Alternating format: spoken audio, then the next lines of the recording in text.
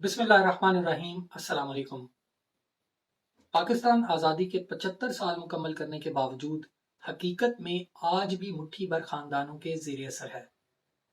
मुगलिया सल्तनत के ज़वाल और ईस्ट इंडिया कंपनी के अरूज में मकामी बदमाशों का बड़ा हिस्सा था, जिन्होंने बरतानवी राज को कायम दायम रखने के लिए दिन रात मुसलसल कोशिशें और काविशें जारी रखी। और बिलाशुबा यही वो तबका है जो आज भी गैर मुल्की तसल्लुत का तहफ़्फ़ुज़ अपनी अव्वलीन जिम्मेदारी समझता है। यही वो काली भेड़ें हैं जो चंद टकों के इव्ज अपनी मां तक को बेचने से बाज नहीं आते।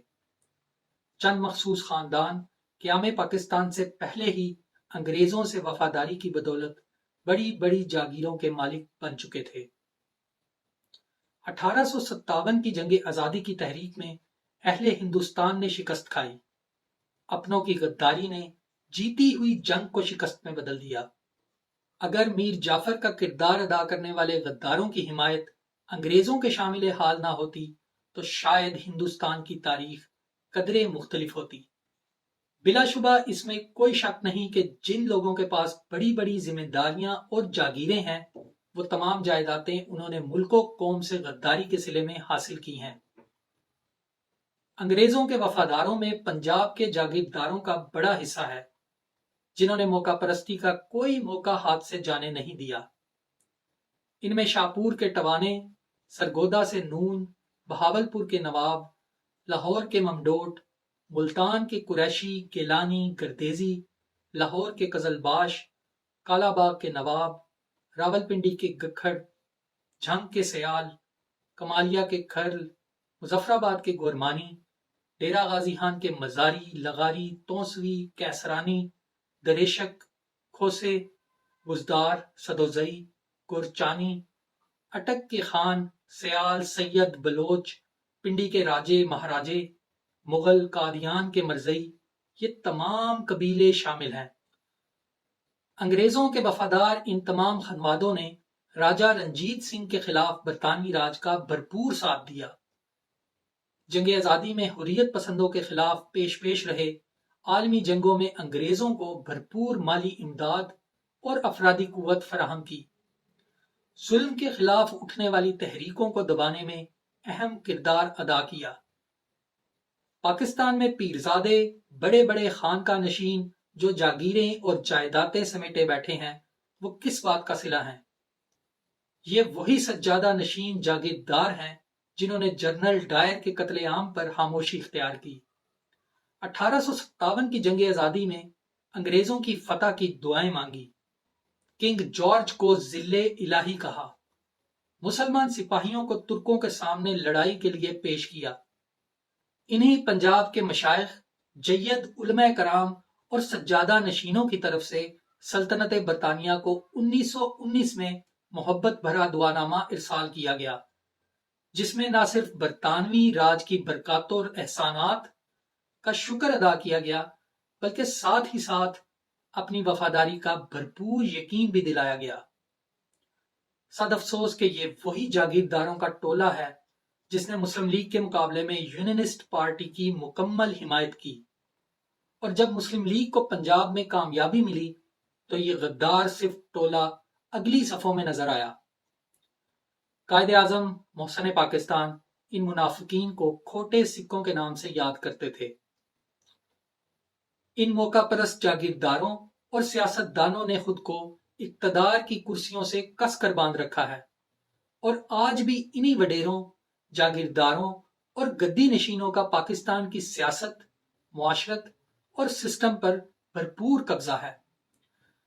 राजा रंजीत सिंह से लेकर लॉर्ड माउंटबेटन तक इन बदबख्तों की जबीनें हर दर पर सजदा रेज रहीं, और पंजाब के महकूम अवाम आज भी इन जागीरदारों के रहमो करम पर हैं। क़याम पाकिस्तान की भरपूर मुखालफत के बरक्स जब आज़ादी की मंजिल करीब आ गई तो इन जागीरदारों ने बड़ी चालाकी से अपने वसाइल और ताल्लुकात की बुनियाद पर पूरे मुल्क के निज़ाम को बंदी बना लिया। गोया अगर हम दौरे हाजिर के सियासी मंजरनामे पर नजर डालें तो बिलाशुबा आज भी पंजाब के जागीरदार अपनी रिवायात से रूगर्दानी को गुनाह कबीरा समझते हैं اور انتخابات جیتنے کے لیے ہر پینترا بدلنے کے لیے تیار رہتے ہیں۔ انہیں کسی اصول یا نظریے سے دلچسپی نہیں۔ کسی جماعت کے برسر اقتدار آنے کا گمان ہو تو فوراً اس میں شامل ہو جاتے ہیں۔ 1958 میں جنرل ایوب نے انہی جاگیرداروں کی منفی سیاست ختم کرنے کے لیے ان کی زمینیں چھیننے کے حوالے سے زرعی اصلاحات کا قانون تو جاری کیا، لیکن وہ قانون کچھ ہی عرصے میں اپنی موت خود مر گیا۔ پنجاب کے تقریباً تمام بڑے سیاسی خانوادوں نے ایوب خان کے ہاتھ مضبوط کرنے شروع کر دیے اور بالآخر کنونشن مسلم لیگ کی بنیاد رکھی گئی۔ جب جنرل ایوب خان کی ماشاء اللہ حکومت نے قومی اور صوبائی انتخابات کا اعلان کیا تو یہ تمام موقع پرست خانوادے جاگیردار کنونشن مسلم لیگ کی صفوں میں گھس گئے۔ ذاتی مفادات کی خاطر محترمہ فاطمہ جناح کو شکست دینے میں بھی یہی جاگیردار در پردہ جنرل ایوب خان کو سپورٹ فراہم کرتے رہے۔ مگر افسوس کہ ہم نے انہی احسان فراموشوں کو جنرل ایوب خان کے اقتدار سے ہٹنے کے بعد نظریہ جمہور کے تحت وفاداریاں تبدیل کرتے دیکھا۔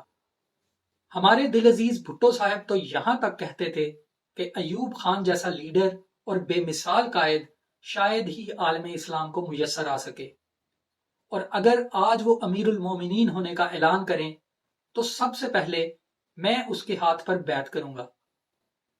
دلچسپ بات تو یہ ہے کہ ذوالفقار علی بھٹو صدر مملکت جنرل ایوب کو مائی لارڈ کہہ کر پکارتے تھے۔